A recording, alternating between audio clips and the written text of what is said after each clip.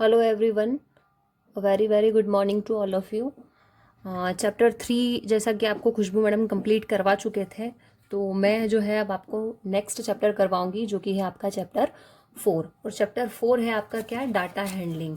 इसको आपने already class 6th में किया होगा और ये मेरे ख्याल से आप लोगों को सबसे ईजी चैप्टर लगता है। क्या है डाटा हैंडलिंग? डाटा हैंडलिंग सबसे पहले हम समझेंगे कि डाटा मतलब क्या होता है। ठीक है, तो डाटा क्या चीज़ है? ठीक है, डाटा क्या होता है कि आप लोगों ने देखा होगा कि किसी भी चीज़ का कलेक्शन, मतलब कि मान लीजिए आपकी क्लास में मैंने टेस्ट, एक मैथमेटिक्स का टेस्ट हुआ, उसमें से 5 स्टूडेंट का टेस्ट लिया। 5 स्टूडेंट में से एक एक क्या है 3 मार्क्स, एक क्या है 8 मार्क्स, एक क्या है 9 मार्क्स, एक क्या है 6 मार्क्स। तो वो जो बच्चों का कलेक्टेड डाटा होता है, आपको पता है ना, वो टीचर्स के पास में होता है। तो वो जो डाटा होता है, वो जो मार्क्स होते हैं, वो क्या है, डाटा है। और जब उनको जिस भी तरीके से हैंडलिंग, मतलब क्या होता है, वो जो डाटा मतलब, तो जो डाटा का कलेक्शन हो गया वो डाटा हो गया आपका। और हैंडलिंग मतलब होता है कि उस डाटा को किस तरीके से ऑर्गेनाइज किया जाता है, किस तरीके से अरेंज किया जाता है, उसको हम क्या बोलते हैं, हैंडलिंग। तो डाटा को अरेंज करना, डाटा को ऑर्गेनाइज करना आपका क्या होता है, डाटा हैंडलिंग। तो एक आप देख लीजिए इसको अच्छे तरीके से। तो a collection of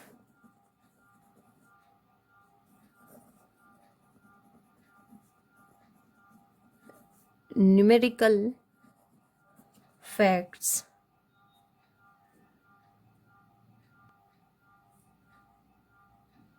regarding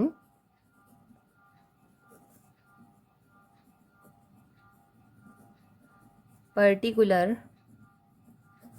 type of information is called the data। Clear है? आई होप कि आपको ये चीज़ क्लियर हो गई होगी कि क्या होता है।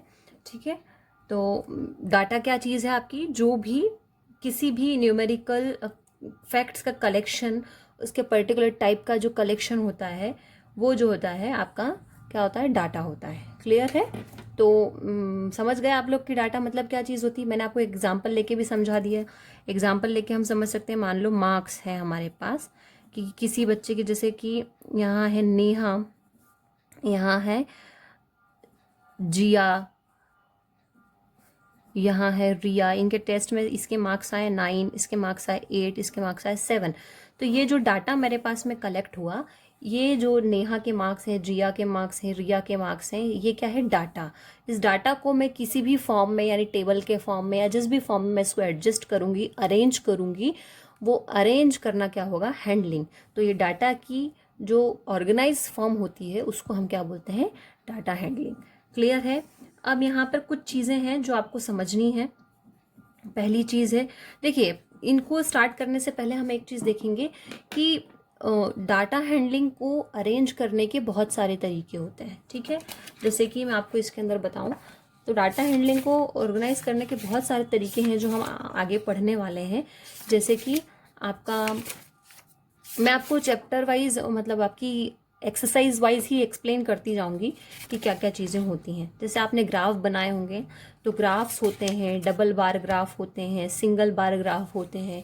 तो ग्राफ्स के ज़रिए भी हम लोग क्या करते हैं, डाटा को अरेंज करते हैं। तो वो मैं आपको जैसे जैसे हम एक्सरसाइज स्टार्ट करते जाएंगे, वैसे वैसे मैं आपको उसका ऑर्गेनाइज्ड फॉर्म बताती जाऊंगी। ठीक है, तो अभी जो चीज़ हम देखेंगे वो है क्या, मीन। मीन पढ़ना है हमको, जो कि हमारी फर्स्ट एक्सरसाइज है। तो मीन क्या होता है? मीन का मतलब होता है sum of all observation upon number of observations. Clear है? मतलब क्या है, मान लीजिए आपको ये क्वेश्चन दिया, आपको कोई भी डेटा दिया है, 9, 2, 5, 3, 4, ये नंबर्स आपको दिए हैं और आपसे कहा गया है कि इन नंबर्स का आपको क्या फाइंड करना है, मीन फाइंड करना है। तो कैसे फाइंड करेंगे?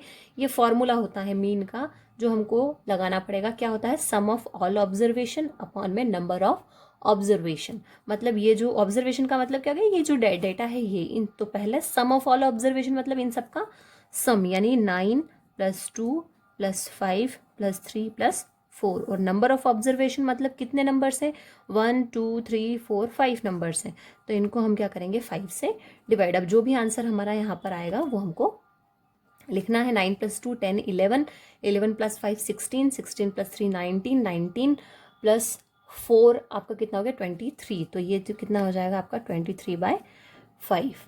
ठीक है, तो जब आप फिर 5 से जब 23 को डिवाइड कर देंगे तो आपका आंसर आ जाएगा। तो ये है मीन। तो आई होप कि आप समझ गए होंगे कि मीन क्या होता है। जो भी मीन है इसको हम लोग इस तरीके से क्या कर सकते हैं, फाइंड कर सकते हैं। ठीक है, तो आपकी जो फर्स्ट एक्सरसाइज है वो यही है, इसमें आपको क्या करना है, मीन ही फाइंड करना है। ये जो आपका होता है मीन, इसी को आपको फाइंड करना रहेगा। ठीक है, इसके बाद एक और चीज आपकी यहाँ पर होती है क्या, मीडियन। मीडियन, अब मीडियन का मतलब क्या होता है कि मिडिल नंबर।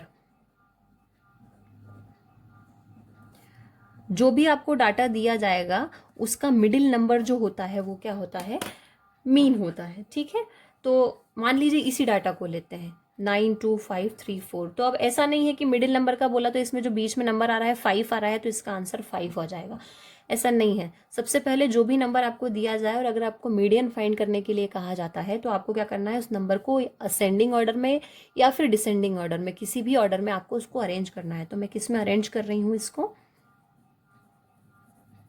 सबसे पहले असेंडिंग ऑर्डर में अरेंज कर रहे हैं। ठीक है, असेंड डेटा में यही वाला दे रही हूँ। असेंडिंग ऑर्डर मतलब पहले आएगा 2, फिर 3, फिर 4, फिर 5, फिर 9। अब बीच में आपका कौन सा नंबर आ रहा है, 4 आ रहा है, तो मीडियन आपका यहाँ पर क्या हो गया, 4 हो गया। क्लियर है आप लोगों को। अब इसमें हम एक चीज़ और देखते हैं जो कि है क्या, मोड। अब मोड हम देखते हैं, उसके बाद हम बाकी का और इंट्रोडक्शन जो बचा हुआ है वो हम कल पढ़ेंगे। मोड का मतलब क्या होता है, हाईएस्ट फ्रीक्वेंसी। ठीक है, हाईएस्ट फ्रीक्वेंसी, मोड का मतलब क्या होता है, हाईएस्ट फ्रीक्वेंसी। अब मान लीजिए मैंने आपको यहाँ पे डाटा दिया 2 2 3 2 5 7 6, ये आपका डाटा है। मैंने बोला कि इसका आपको क्या फाइंड करना है, मोड फाइंड करना है। तो इसमें आप देखिए कि कौन सा नंबर जो है रिपीट हो रहा है कितनी, जैसे 2 है, आप देख रहे हैं इसके अंदर 3 जो है वो 1 टाइम आया है, 5 जो है वो एक ही बार है, 7 जो है वो एक ही बार है, 6 जो है वो एक ही बार है। लेकिन 2 देखिए आप, 1 2 3, जो 2 है आपका 3 टाइम्स आया है, मतलब कि इस डाटा का मोड कितना हो गया, 2 हो गया। क्लियर है सारी चीज़ें। तो मैंने आपको बता दिया डाटा क्या होता है, डाटा हैंडलिंग क्या होता है। ठीक है, मीन कैसे फाइंड करते हैं, मीडियन क्या चीज़ है, मीडियन कैसे फाइंड करते हैं, और मोड कैसे फाइंड करते हैं। तो ये सारी चीज़ें मैंने आपको बता दी। अब इसका कुछ इंट्रोडक्शन और भी है जो कि हम नेक्स्ट वीडियो में करेंगे। तो इतना ही आप लोग समझिएगा और इसको अच्छे से देखिएगा। आपकी क्लास 6 की बुक में भी आपको मिल जाएगा, तो आप वहाँ से भी उसको देख सकते हैं। ठीक है, थैंक यू।